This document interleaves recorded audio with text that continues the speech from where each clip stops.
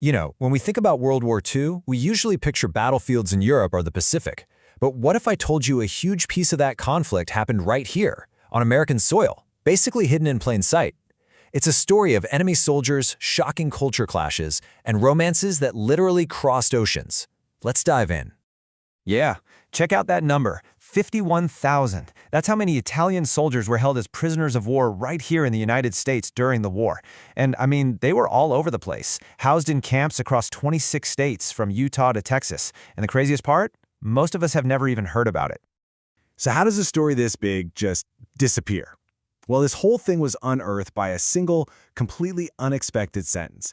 Imagine this. Documentary filmmaker Camilla Calamandrei is visiting her family in Florence, and her uncle, a guy she thought had never set foot in America, casually says this: "When I was a prisoner in America." Wow. That one little phrase kicked off a 10-year mission to find out what really happened. All right, so here's our game plan. We're going to look at how this story even came to light, then dive into what it was like for these prisoners, which was, well, surreal. We'll explore a huge choice they all had to make, uncover some incredible personal stories, follow their journey back home, and then see what this all means in the grand scheme of things.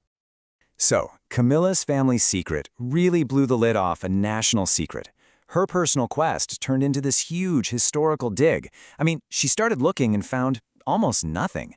It was like these 51,000 men just vanished from the history books. So she spent the next decade hunting down the last few surviving POWs, piecing together their stories, and bringing this incredible piece of history back to life.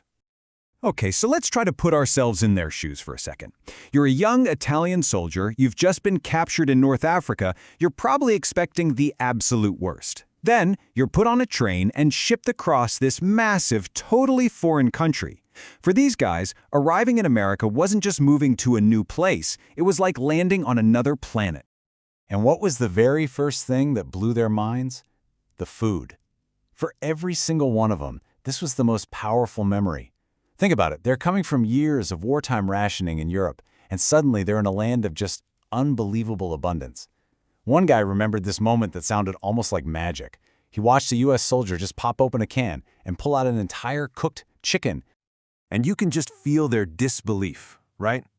It was so real that in a camp out in Ogden, Utah, the American guards were totally stumped. They couldn't figure out why they were burning through so much bread. Well, turns out the Italians were secretly hoarding loaves in the rafters because they were just convinced that this incredible feast had to end any minute now. But here's a fascinating twist. A lot of these guys already had this really romantic idea of America in their heads. Why? Hollywood movies and letters from relatives who'd already moved here. They kind of saw the U.S. as this legendary land of opportunity. This quote here is actually from the filmmaker's own uncle. After he was captured by the British, he and a buddy literally escaped so they could go get captured by the Americans instead because they figured life would be better with them. All right, so in September of 1943, the whole world shifts on its axis for these guys. Italy officially surrenders to the Allies and actually switches sides in the war. This created, as you can imagine, a super bizarre situation for all the Italian POWs in America. They weren't just prisoners anymore, they were suddenly men without a clear allegiance, and every single one of them had to make a choice that would define the rest of their time there.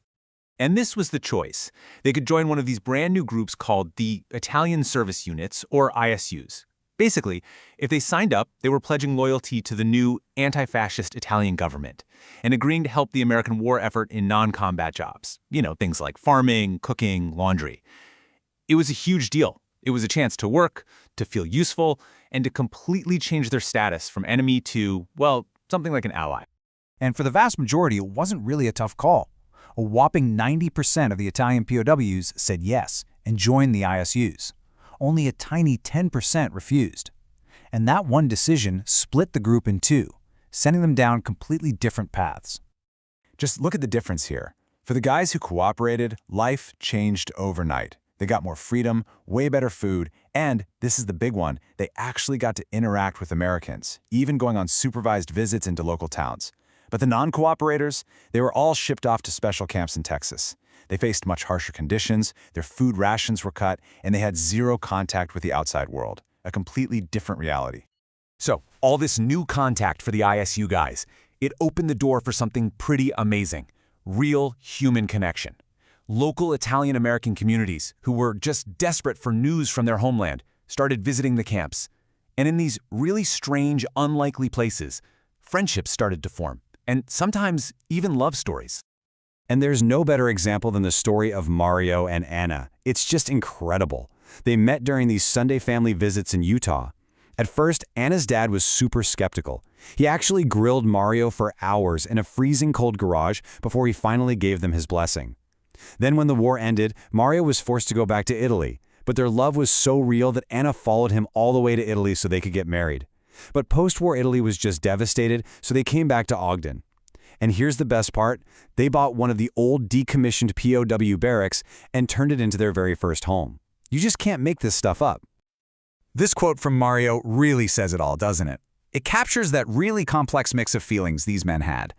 Of course, they loved their home country, Italy, but their time in the U.S. had changed their lives forever. As he put it, America gave to me everything. So when the war finally did end, the future for all 51,000 of these men was completely up in the air. I mean, they'd contributed millions of hours of labor to the war effort, they'd built deep friendships and relationships with Americans, but at the end of the day, their fate was totally out of their hands. And the reality was pretty harsh. By January 1946, every single one of them was sent back to Italy. It didn't matter if you'd fallen in love, if you wanted to stay, there were no exceptions. And for so many, going home was a total shock. They found their country just shattered by the war. While most of them stayed, a very small number, usually those who had married American women like Mario, eventually found a way to get back to the States. So, what do we take away from all this? This incredible, forgotten story is so much more than just a weird historical footnote. It actually teaches us some really powerful lessons about war, about culture, and about people. Okay, so a few big takeaways here. First, it really shines a light on the hidden costs of war. Even though they were called prisoners in paradise, these were still young men who lost years of their lives, years they could have spent getting an education or starting a career. Second, it just goes to show how deep the cultural connection between Italy and America already was, built on family ties and even Hollywood dreams. And finally, and maybe most importantly, it's proof that human connection can blossom in the most restrictive, most unlikely places imaginable.